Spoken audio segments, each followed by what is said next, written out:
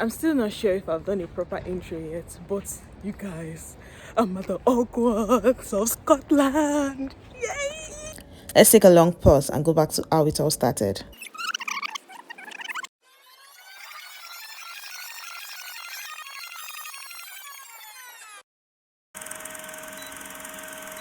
The 1st of May 2022, and it's the start of the journey of a lifetime. Hi guys, so my name's Favour and I'm currently a master's student at the University of Glasgow. I'm studying international commercial law, and it was just like yesterday when I gained admission and obtained my visa.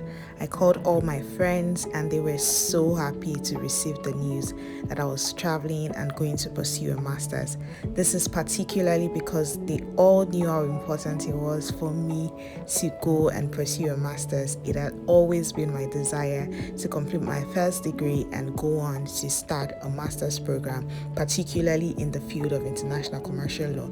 And just sharing the news with them and seeing how excited they were for me was also one of the things that spurred me on to proceed for my degree. I was previously working at a law firm in Lagos, Nigeria, so I had to quit and proceed on travel for my master's degree.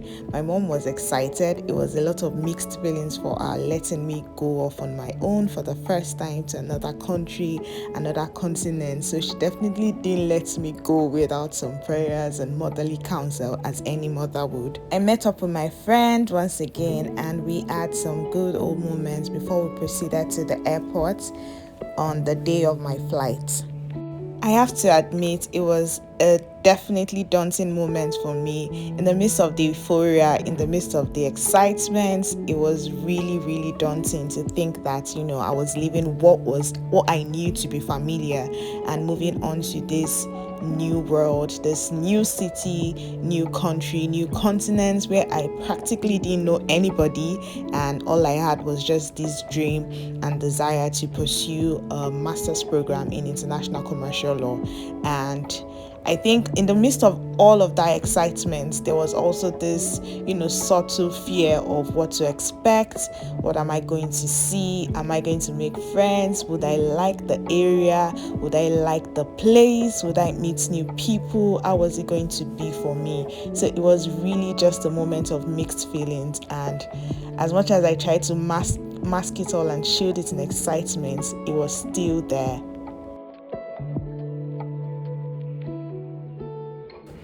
And even though friends and family had escorted me to the airport, I still had to tell everyone goodbye and begin this new phase, this new journey which I had always dreamt of and which I dearly desired. So it was bound to happen, and I was obviously going to tell everybody goodbye. A few tears here and there, of course. But then I made it through and walked that lonely walk right into the flight.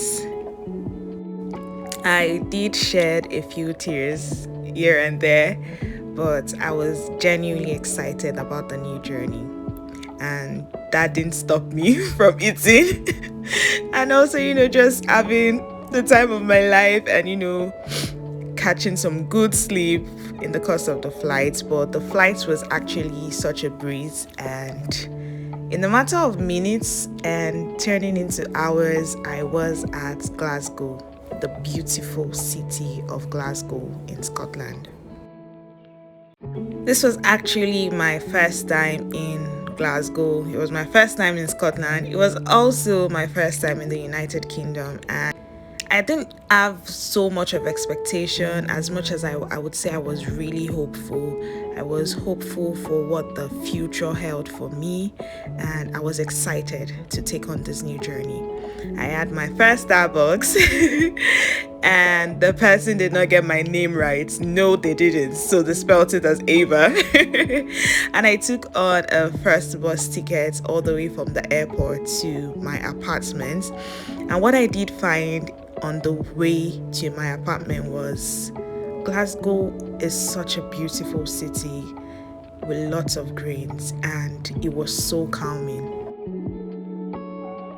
And even though I was miles away from my home and what I knew as the familiar, I just had this sense of peace and calmness that it was going to be well and I was going to do well as well, and my dreams and aspiration were valid and I was going to realize them. I set up my apartment and had my first night in the room, and it was a lovely night. I didn't cry. So why did I choose the University of Glasgow?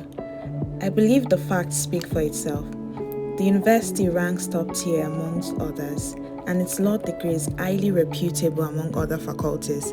I thought of no better place to sharpen my skills and gain expertise on trans-border trade, investment, and economic law. Besides, of all the 4 major admission offers that I got, only the Glasgow University offered me a significant scholarship award, and that certainly went a long way. And for a good number of reasons, some people have asked me why international commercial law. Well, coming from a developing economy in West Africa with great potential, I found it necessary to grasp the basic knowledge on how to further improve its policy by undertaking this course. International commercial law has been a strength of the University School of Law for many years, and this program reflects the considerable expertise of the staff involved. So why not the University of Glasgow? And why not international commercial law?